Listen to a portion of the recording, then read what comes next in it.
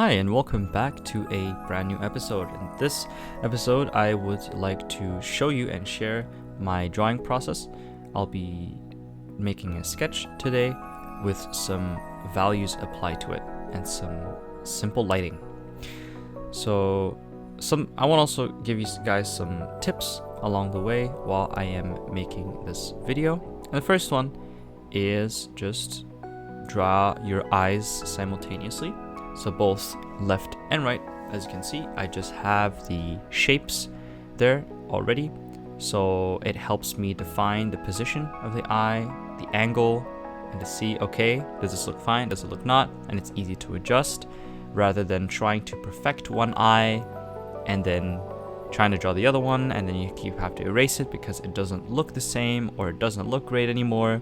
And then some people try to cover up with hair. I was guilty of that once, not gonna lie. But this is something that really helped me out for drawing eyes on a character. Also, again, using the liquify tool, which I used before in my other videos. It's really handy to just make sure your proportions, the scale looks fine, whatever fits the bill.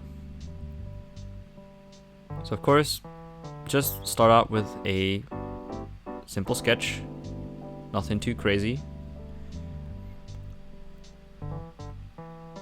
I also usually draw on a slightly light gray background rather than full white, because full white is just blasting in your eyes while you're drawing. So having like a grayish background kind of gives that paper-ish feel. I mean, at least to me.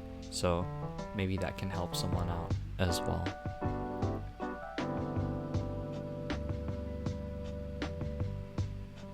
Also, make sure to keep in mind the line weight. That's also quite important. Usually the lines are thicker on the outsides, and on the inside of a shape are usually thinner. So then you have that balance between thick and thin lines to help accentuate the character or the silhouette.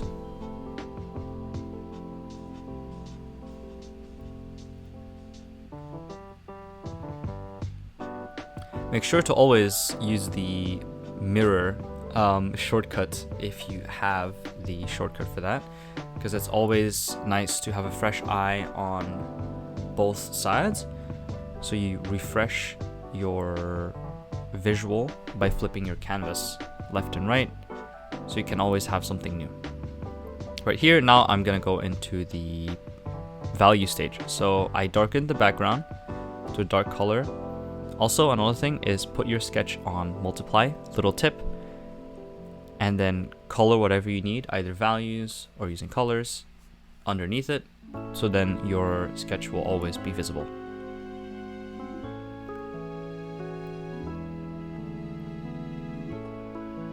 So first here, I'm starting off with kind of my base layer.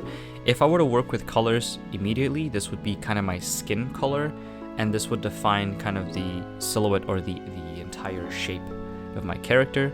It makes it so much easier to work with because you can have clipping layers, so then whatever you want to paint inside of it doesn't go out of this main shape that you just made, and I find that really handy. First, I start laying the base values, mostly for skin, kind of a light gray I'm going here, depending on the skin tone, of course. And then a bit of a darker value on the hair and the eyebrows.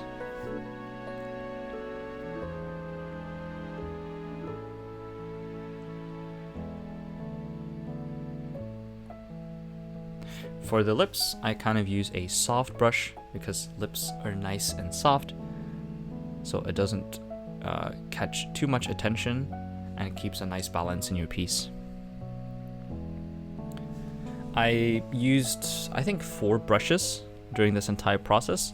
So I used a hard round with transfer brush, a kind of harsh square brush, and a soft brush. And what else? I don't think I used anything else. That's about it. So you don't need 200 brushes to make a good piece, not at all. This step here, what I'm doing is I'm going with a soft brush and painting in the ambient occlusion. So a quick explanation of what ambient occlusion is: basically when you have two objects or two planes in a way kind of near each other, they create this little shadow. We call that like ambient occlusion. I might make a video on that later on to explain it a little bit better, but I kind of hope you know what I mean here. So it's kind of like an overcast first. So in the areas where you would have like a very type of light shadow underneath the nose, underneath the eyebrows, a little bit of the hair, underneath the mouth.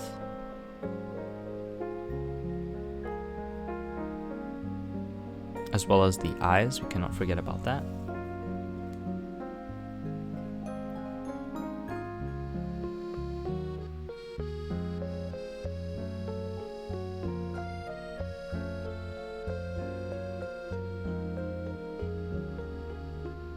So here I'm just checking if my sketch is readable, and then I want to make sure that I have all the ambient occlusion in the right places.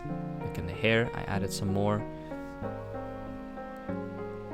Now we're switching over to a more harsh square brush, and what I did here was kind of show or highlight some of the hair strands, or the kind of the way that the hair flows, and I also erased it a bit with the soft brush. Now into the lighting. This was like my favorite part because this is what really makes your piece pop a lot. So I didn't pick a full white, I picked a near white. I recommend not using like 100% like of any value. Like not 100% black, not 100% white, just like near black or near white if you really, really want that like strong contrast. Add a bit of rim light as well. So you have light on both sides to accentuate the shape and the silhouette of your portrait or character.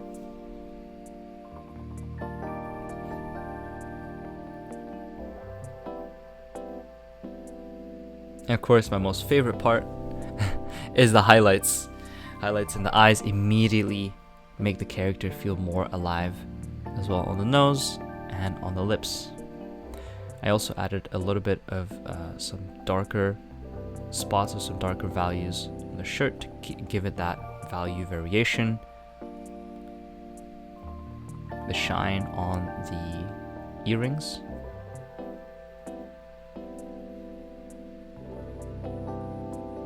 And there we have it. There's the final piece. I hope you enjoyed it, and I will see you guys next time.